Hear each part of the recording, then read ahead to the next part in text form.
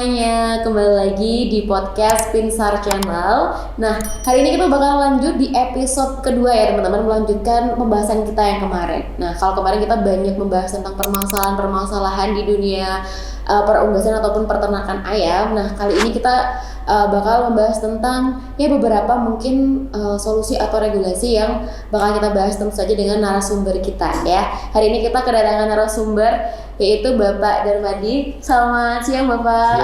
Sehat Bapak? Alhamdulillah. Lalu kita juga kedatangan Bapak Parjuni. Halo Bapak Parjuni.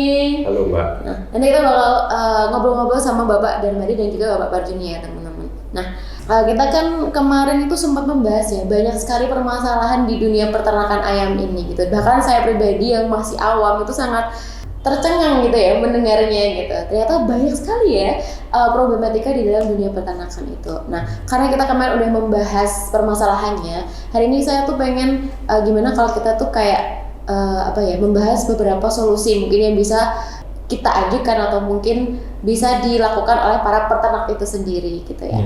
Nah, sejauh mana sih Pak sebenarnya gitu ya peran kemitraan antar peternak dalam membangun kekuatan kolektif gitu. Mungkin Bapak Darmadi bisa menjawab, nanti bisa ditambahin sama Bapak Parjuni. Terima kasih Mbak. Mbak siapa? Mbak Nila. Oh Mbak Nila. Lupa ya, belum kenal. Masih lupa. Jadi gini, ayam ini sebenarnya adalah sumber protein hewani yang sangat murah ya.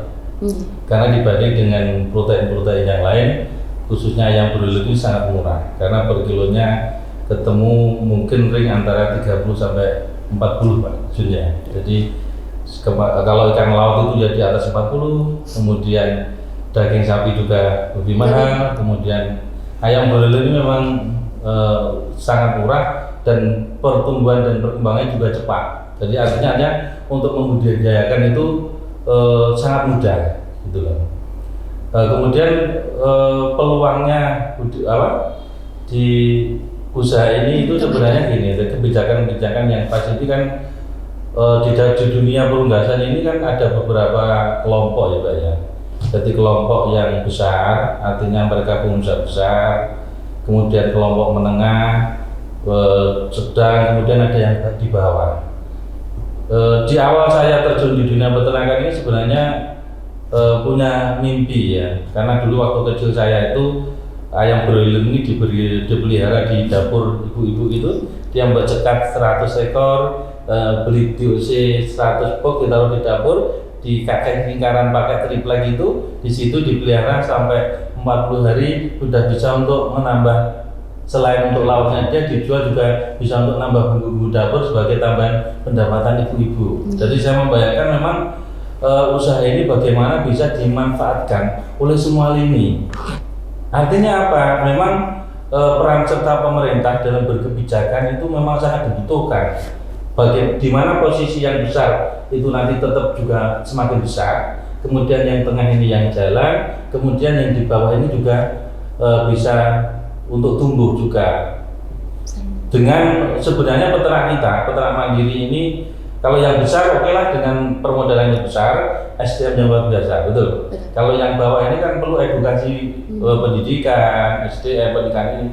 Kalau peternak mandiri tahun ini ya Mbak ya, dibanding dengan saya dulu di tahun 2000-an itu sudah luar biasa berubahnya ya. Kandang-kandang kita tidak kalah dengan perusahaan besar, kandang-kandang kita sudah hampir semuanya close dengan bisa membuat efisiensi ayam yang luar biasa. Untuk membuat ayam 2 kilo saja itu hanya sekarang mungkin butuh pakan untuk 1,4 kilo. Itu sudah bisa ya. Padahal mungkin yang dulu di kandang terbuka itu mungkin butuh 1,7 kilo, 1,8. Sekarang 1,4 kilo pakan sudah bisa jadi ayam 2 kilo loh. Itu. Jadi sudah luar biasa efisiennya. Jadi peternak mandiri kita juga semangat belajarnya tinggi, kemudian dia juga mengikuti perkembangan teknologi. Artinya hanya dibutuhkan kebijakan pemerintah untuk mengatur ini semua supaya berjalan dengan baik ya, semuanya berjalan. Artinya ini mudah-mudahan ya, ini Pak Prabowo lagi gencar-gencaran mengadakan koperasi merah putih ya. Ini mudah-mudahan juga salah satu wadah untuk menaungi yang kecil-kecil ini. Yang besar biarlah bersaing dengan yang besar, kemudian dipotong, masukkan RPA, ada yang diolah Pak menjadi bakso, dari nugget, dari sosis, kemudian diekspor akan juga semakin besar menjadi karkas yang dijual dengan ayam kukunya. Kemudian yang tengah ini yang peternak mandiri ini biar yang pasar-pasar basah biar dipakai teman-teman mandiri, kemudian ibu-ibu yang petani-petani kecil ini. Belum lagi kita itu penuh dengan sumber daya karena setiap kampus negeri sekarang itu hampir semua punya fakultas peternakan, Mbak. Itu nanti akan menurunkan mahasiswa yang punya kemampuan di bidang peternakan. Kalau itu tidak difasilitasi, tidak diwadahi untuk tenaga kerja nanti, sebenarnya peternakan ini sangat luas sekali untuk menyumbang ketenaga kerjaan di negeri ini. Jadi sebenarnya sangat bagus ya prospeknya. Sangat luar biasa. Ya. Tapi mungkin saya nambah. Jadi gini, itu tadi memang dari sisi ekonomisnya ya. Tetapi memang di sini juga tetap harus ada regulasi. Karena memang peternak itu ada, sekarang ini kategorinya kan memang ada peternak mandiri, ada peternak mitra, ada peternak perusahaan. Artinya yang internal perusahaan. Di sini memang kontribusi dari semua pelaku ini terhadap sumber ayam ya, sumber penajam ayam itu ada semua. Dan ini merupakan salah satu tadi yang disampaikan Pak Ter juga, ini juga harus mendukung masa depan dari generasi berikutnya. Tapi bukan berarti hanya menjadi mitra. Dalam arti mitra di sini mitra kepada satu company ya, tetapi juga mitra antara perusahaan dengan peternak mandiri, di mana peternak mandiri juga tetap harus eksis. Karena kalau tanpa ada peternak mandiri, bargaining kita dalam hal karena kan penugasan ini sudah sekupnya sudah industri ya, itu nanti lemah Pak. Dan termasuk impor daging itu akan lebih mudah untuk masuk ke Indonesia. Tetapi seandainya masih ada UMKM yang sifatnya memang tadi dibilang Pak Ter dari 100 ekor, mungkin 1000 ekor itu kan ekonomi kecil. Nah ini juga dihidupkan walaupun tidak harus seperti yang perusahaan besar. Jadi di sini skalanya yang juga dibedakan dan juga perlindungan pemerintah, di mana pemerintah juga tetap harus, walaupun ini orang kecil ya, ini juga tetap harus hidup gitu Mbak. Jadi biar merata gitu ya? Iya, karena ini sektor ekonomi di tingkat yang paling bawah gitu. Artinya kalau gitu loh, artinya kalau barang dari luar masuk, itu kalau masih ada UMKM peternak kecil ini bisa dijadikan alasan pemerintah untuk menolak itu. Tetapi kalau yang adanya industri semua, itu sudah tidak bisa, kan antar industri pasti bersaing. Nah itu maksudnya di sana. Oh. Nah, terus kalau ngomong-ngomong mengenai ada peternak mandiri, ada peternak perusahaan, bahkan ada peternak mitra ya Pak. Akhirnya kan Pinsar ini mewakili para peternak-peternak mandiri nih.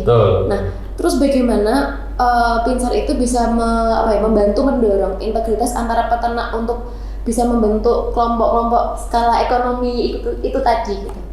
Jadi perannya Pinsar dalam hal itu tuh sebagai apa sih Pak sebenarnya gitu? Yang baru saya jalankan ke depan ini memang bagaimana kita melakukan namanya bekerja sama secara horizontal, bukan vertikal. Jadi misalnya Pak Parjuni ini punya pemotongan ayam nih, saya punya budidaya, nanti bisa kerjasama. Nanti temennya lain yang mandiri punya usaha apa. Tapi ini yang ke depan kita coba untuk bentuk koperasi ya, karena pemerintah lagi gencar-gencarnya bagaimana melakukan sebuah pembinaan itu lewat koperasi. Jadi Pinsar nanti membentuk sebuah wadah bentuknya koperasi, nanti terdiri dari anggota-anggota peternak mandiri. Kemudian di situ nanti kita akan memberikan kemudahan untuk mendapatkan anak ayam, betul kan? Jadi nanti kita beli di pabrik itu anak ayam, masuk koperasi, pakan juga lewat koperasi. Nanti setelah itu kita bagi ke kebutuhan anggota-anggota kita. Salah satunya dilakukan di situ. Ya. Gitu. Jadi itu mungkin bisa jadi salah satu kalau udah membangun koperasi ya Pak. Berarti kan udah mengumpulkan beberapa peternak mandiri itu tadi. Nah, sebagai pengumpul itu tadi, pemilik koperasi atau Pinsar itu tadi, apakah memiliki program atau pelatihan gitu juga untuk para pelaku peternak mandiri ini juga gitu, supaya mereka tuh juga bisa meningkatkan efisiensi produktivitasnya seperti itu. Betul, jadi ayam ini juga dari tahun ke tahun selalu berkembang, Pak. Jadi karena perkembangan ayam yang begitu cepat, ya, itu juga dituntut dengan kita terus belajar bagaimana mengikuti perkembangan ayam itu sendiri. Makanya juga ada edukasi dan pemahaman kepada petani-petani kita, peternak-peternak kita untuk beberapa perubahan-perubahan genetik yang ada di anak ayam ini. Berarti nanti mereka dapat apa ya, kayak pendampingan, pendampingan gitu. Itu dari sisi teknis, ya. Berarti ada beberapa sisi-sisi yang lain, Pak Freddy? Iya. Karena Pincer ini memang sebenarnya wadah semua peternak ya. Terutama memang yang dominan yang kita lindungi atau kita jaga itu ya memang kemandirian dari teman-teman yang masih eksis. Dan sebenarnya kita berharap bukan hanya sekedar yang eksis ini saja, tetapi bisa tumbuh mandiri ini ke arah yang lain. Jadi pelakunya mandiri bertambah. Karena memang seperti tadi yang disampaikan Pak Atar, koperasi nanti kan mewadai. Namanya mungkin juga koperasi Pincer juga, ya. Yang sudah ada nanti mungkin di masing-masing provinsi atau masing-masing kabupaten lah. Tujuannya nanti supaya teman-teman yang tadi mandiri tadi bisa membentuk suatu komunitas, sehingga atas nama koperasi Pincer tersebut bisa juga terbantukan dari pemerintah. Mungkin juga bukan sekedar budidaya, termasuk penyerapan dari hasil budidaya tadi. Karena waktu itu pernah juga ada program stunting atau MPK nanti ya. Jadi kan juga bisa mengambil segmen dari hasil peternak rakyat. Jadi Pincer ini memang termasuk juga mitra ya, walaupun kemarin ada yang tanya juga, kalau kemitraan itu ikut anggota Pincer enggak Pak? Saya jawab, bagian dari Pincer juga. Karena mitra selama dia peternak rakyat, ini kan juga dia harus dijaga kehidupannya. Jangan sampai dia juga kalah dalam perjanjiannya. Karena kemarin saya sempat dikeluhkan dari peternak, Pak, kita ini kalau menawar perjanjian tadi, besok-besok bisa tidak dijikin, tidak diisi lagi. Nah ini kan padahal ini mata pencarian mereka, teman-teman peternak yang mitra tadi, yang menjadi mitra. Ini memang harus juga ada proteksi. Karena kalau begitu nanti kan, karena nggak setuju dengan aturan saya, ya sudah kamu mandiri ini kan tidak terlalu kuat kalau begitu Mbak. Iya. Artinya dia untuk mandiri, karena terbiasa dengan menjadi mitra kan tidak mudah. Nah, dengan adanya kebijakan yang pemerintah kemarin disepakati di harga 18.000 per kilo untuk live-nya, itu memang ini akhirnya menggeser. Beberapa peternak mitra itu juga baru tahu setelah benar-benar tidak bisa habis dalam waktu yang ditentukan, dia mengalami panen mundur-mundur, itu akhirnya mereka juga mengalami kos lagi, biaya pemeliharaan yang sisanya, listriknya, pengawasannya dan sebagainya. Artinya memang ini nanti dibebankan ke siapa? Ke perusahaan atau mandiri? Kalau mandiri otomatis kan berarti keuntungannya akan berkurang.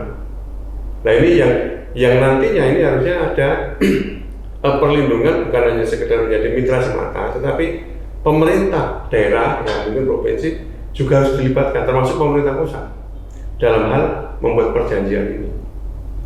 Karena kalau tidak begitu, peternak mitra ini juga nanti bisa kalah Mbak, karena dia mau tidak mau kalau sudah protes misalnya nggak diisi lagi, pendapatannya nggak ada lagi, kasihan juga. Gitu. Jadi semua kita, karena ayam ini untuk memelihara ayam ini biayanya cukup tinggi. Rata-rata petani hanya bisa sanggup sampai membuat kandang ya Pak Jun ya.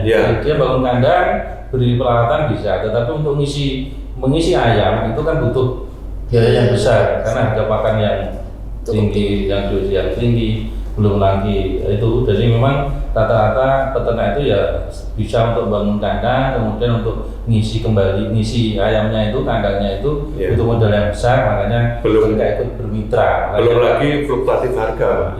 Dia kalau dia masuk dengan harga jauh, dia besok lagi pasti ngumpul. Maksudnya dia akan rugi besar ya. Otomatis mereka mau mandiri itu juga takut. Lah ketakutan ini jangan sampai dimanfaatkan oleh perusahaan besar sebagai inti untuk menekan kembali gitu loh maksud saya. Ya. Berarti gimana Pak, peran pemerintah itu seharusnya dalam menjaga keseimbangan antara peternak mandiri dan juga peternak perusahaan ini, gitu. Mungkin nanti bisa Pak Parjoni dan Pak Darwadi menjelaskan. Gini Mbak, memang sebenarnya kan sudah ada aturan ya. 50% itu ini terkesan di UC ya.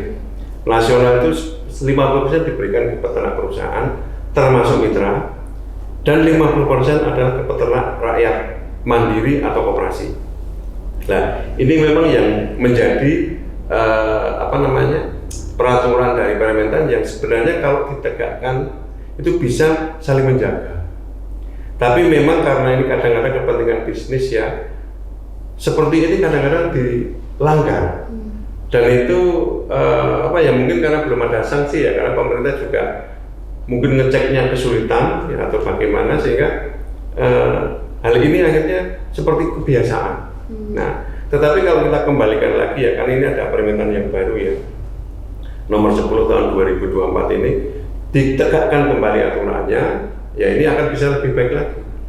Karena memang tanpa regulasi ya, semuanya akan bermain seenaknya. Ya mau saya punya duit tanya, saya ngisi mana-mana terserah. Nah ini kan memang harus ada pembatasan. Nah pembatasan ini juga harus ditaati. Jangan sampai peraturan ini ada, tetapi tidak ada yang mengawal, tidak ada yang mengawasi. Contoh saja, misalnya lampu merah, itu sudah dibangunkan benar, kalau merah ya berhenti, kuning pelan-pelan, hati-hati, siap-siap, hijau jalan kan gitu ya. Tetapi kalau masih ada polisi mungkin berhenti semua.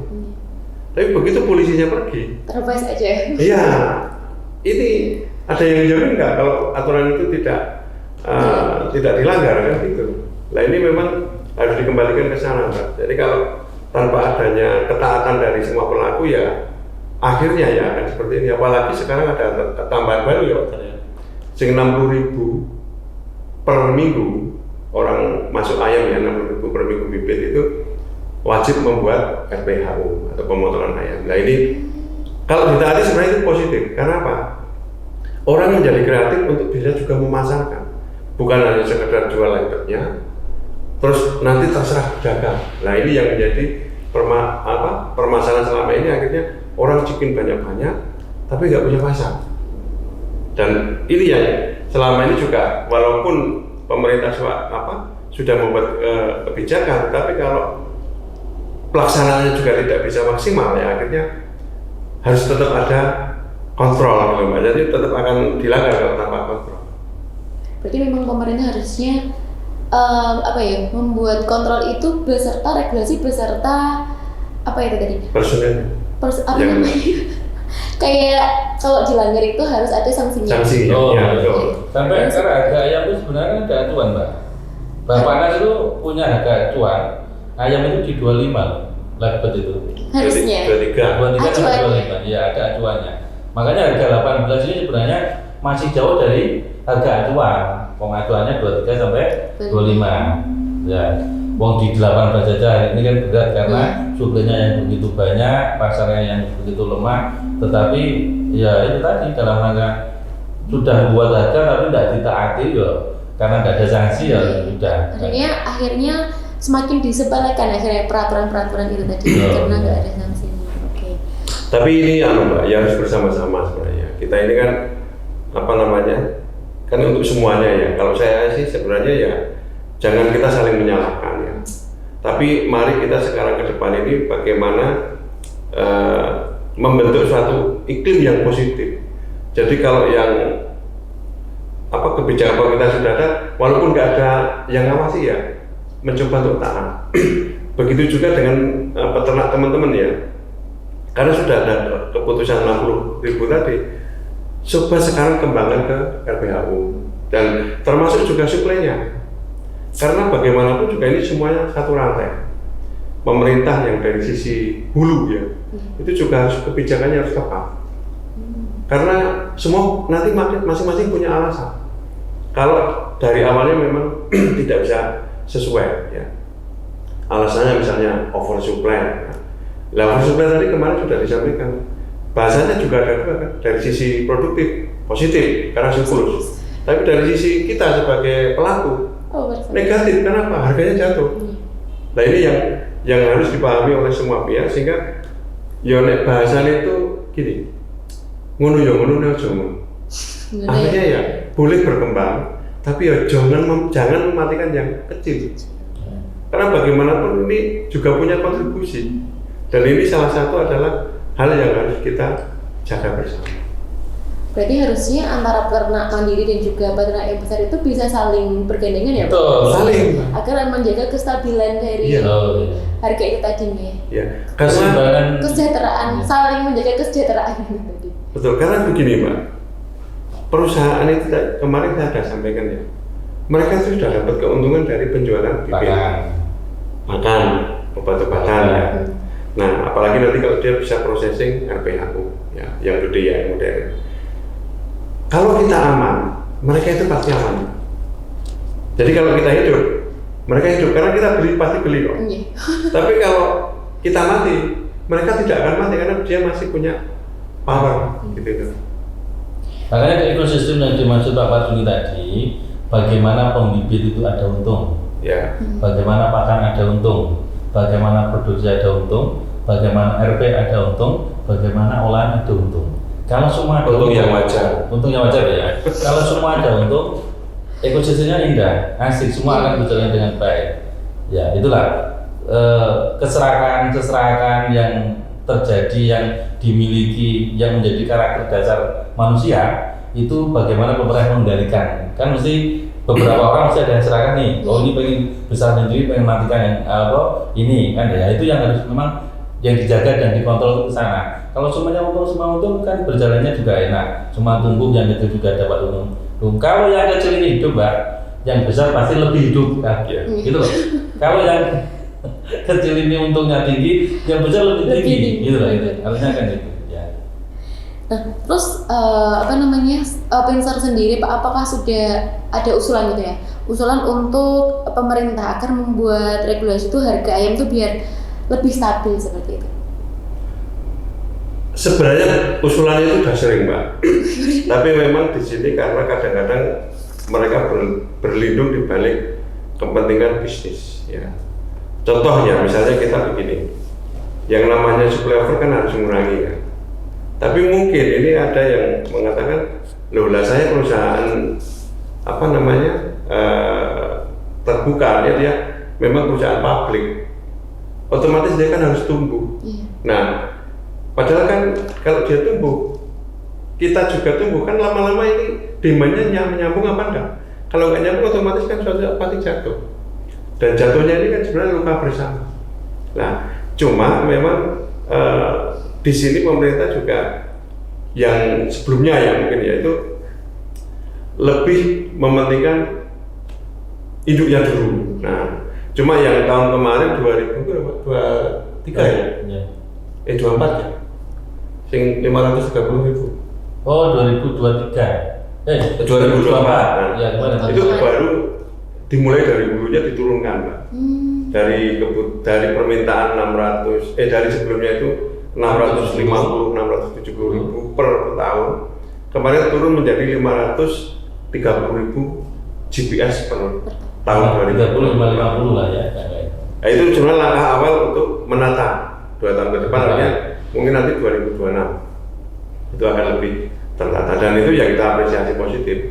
Hanya memang di sini juga pemerintah yang saya minta supaya kencang, jangan sampai juga nanti, karena bisnis ini kan terutama di hulu ya, ini kan lebih menjanjikan. Otomatis kalau nanti pemerintah juga mungkin ini ya dalam tanda kutip ya, misalnya ada orang tertentu atau sesuatu tertentu yang akhirnya membuat kalah dalam hal di sini kebijakannya ya, terus diberikan kepada semua yang asal minta, apalagi pemain baru ya, dia tahu kalau bisnisnya di situ dia ngambil dikasih, ini membahayakan untuk kedepannya ya, karena posisinya kuncinya di sana, di hulu tadi, di impor GPS itu. Karena kalau itu sudah dikendalikan, pemerintah nanti juga akan lebih mudah menata di bawahnya. Tapi kalau yang di atas ini juga masih pompa-pompaan dan pemerintah nggak berani tegas, asal mereka belum lagi kalau orang penting misalnya ya sampai minta dikasih, ya ini tanda kutip ya mungkin berisiko juga.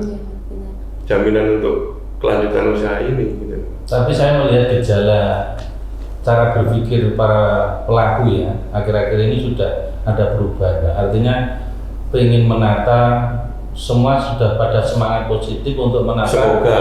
Kalau pilih saya ya. Kita doakan saya bersama-sama lagi Pak.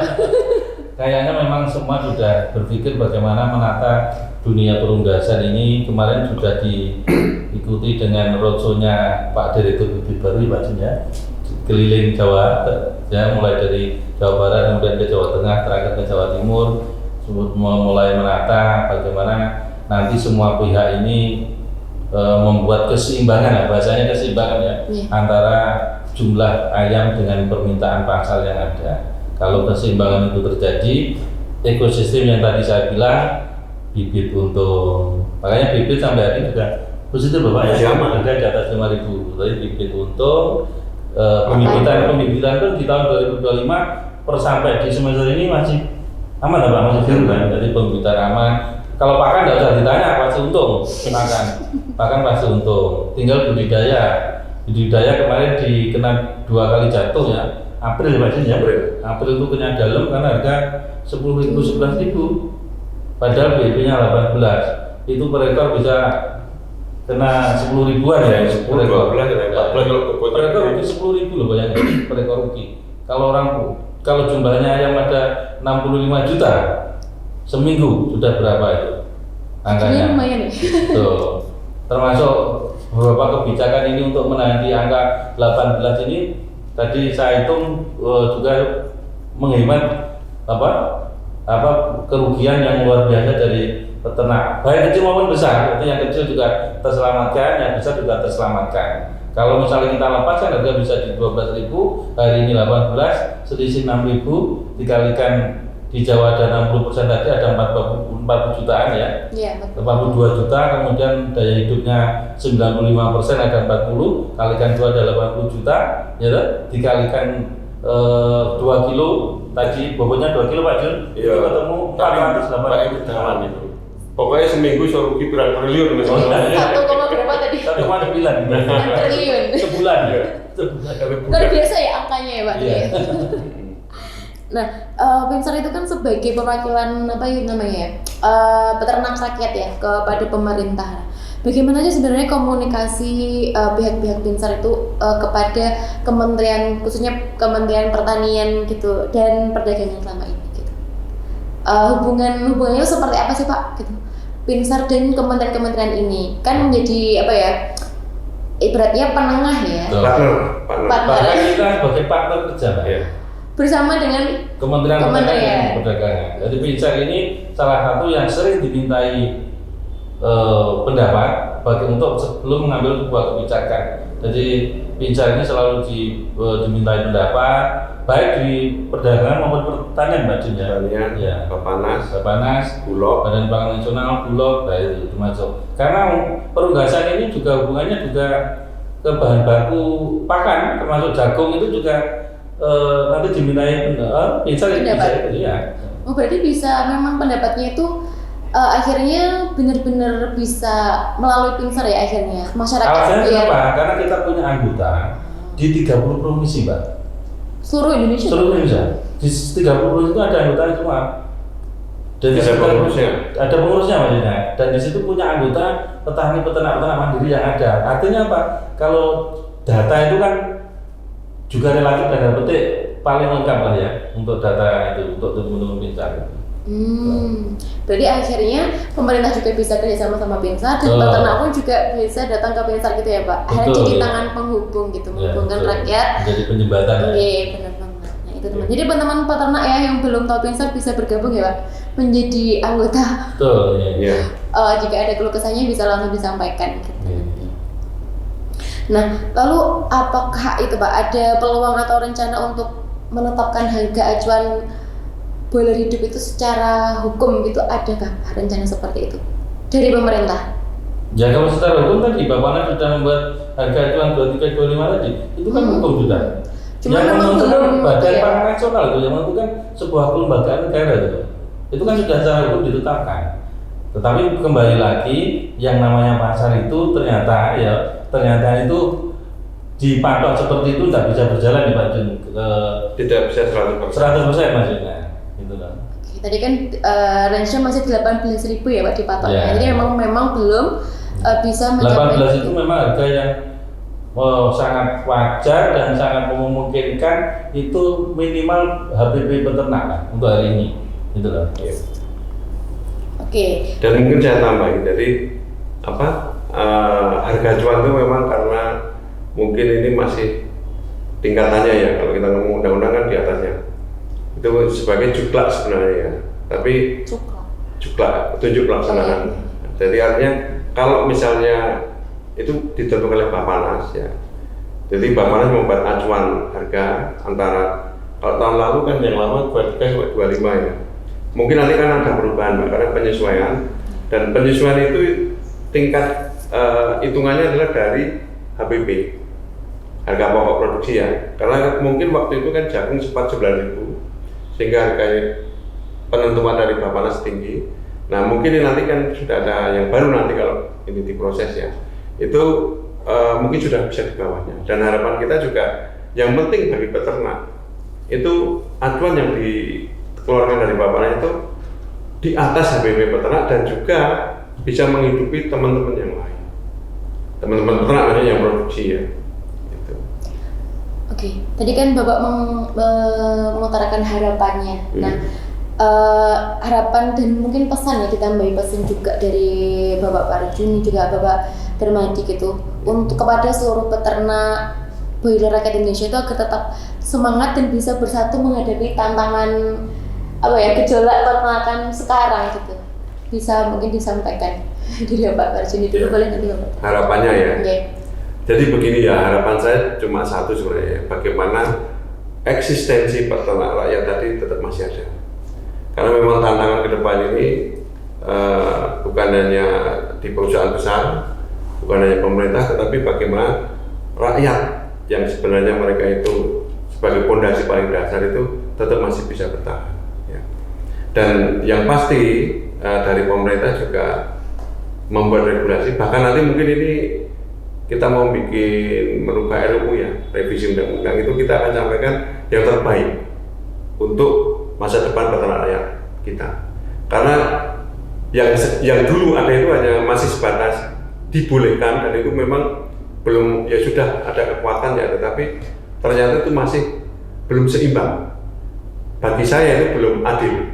Nah, yang ke depan ini nanti kita akan usulkan supaya tetap menjadi seimbang, sehingga kemandirian itu juga ada proteksi dari sisi undang-undang. Bukan hanya sekedar permentan, tapi permentan yang dinaikkan menjadi undang-undang.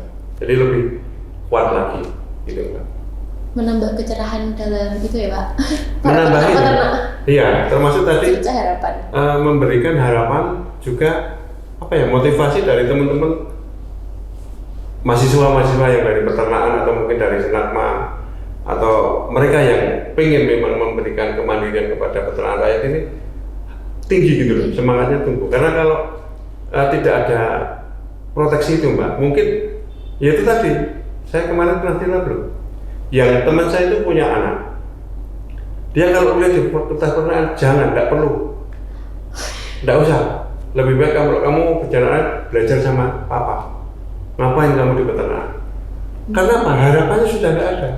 Tetapi kalau ini nanti dijaga begitu, otomatis orang itu punya harapan besar, keinginan, oh ya ada masa depan di sana, ada hal yang bagus yang bisa membuat ekonomi rakyat menjadi lebih bagus dibandingkan tanpa ada proteksi. Gitu. Nah itu tadi dari. Iya, saya mungkin menambahkan ya, semua akan sepakat bahwa sebaik-baik manusia kan bermanfaat buat orang lain, betul ya? Ya.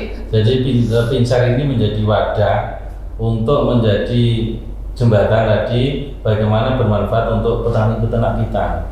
Jadi saya berharap memang peternak-peternak yang sebagai pahlawan gizi, pahlawan protein nasional ini tetap semangat, dan nanti jadikanlah Pinsar ini sebagai wadah untuk mereka berjuang ya, berjuang minta informasi, kemudian pendampingan, bagaimana tentang tidak hanya pendampingan, mungkin pendampingan manajemen di kandang, pendampingan apa di kita akan selalu siap Pak Jun ya. Jadi terus semangat untuk peternak-peternak mandiri, kita harus yakin akan bisa tumbuh bersama di negeri kita sendiri. Wah, ini semakin mencerahkan ya teman-teman. Jadi semangat terus untuk yang punya niat beternak, terus semangat nih Pak berarti.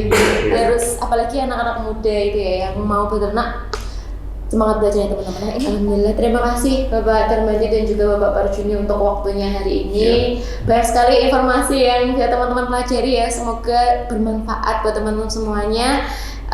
Kita bertemu lagi di podcast berikutnya ya teman-teman semuanya. Jadi teman-teman jangan lupa untuk di subscribe channel YouTube-nya Pensar Channel dan juga jangan lupa di follow semua akun sosial medianya Pensar ya. Nah teman-teman, sebelum kita akhir podcast hari ini, mari kita yel dulu biar semakin semangat yang membara ya. Yuk kita bareng-bareng sama Bapak Damadi dan juga Bapak Parjuni Pak. 1, 2, 3. Hidup Peternak Indonesia.